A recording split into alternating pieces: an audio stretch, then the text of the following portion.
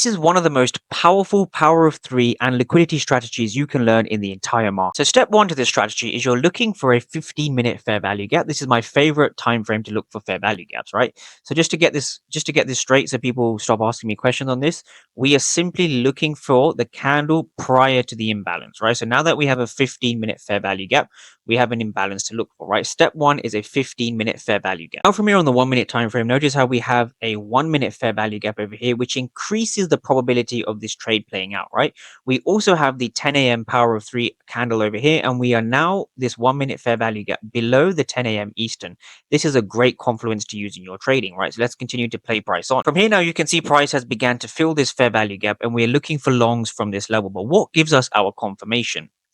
Now, for me, if we go to the footprint charts, what we can see is we see a very, very large aggressive selling candle over here.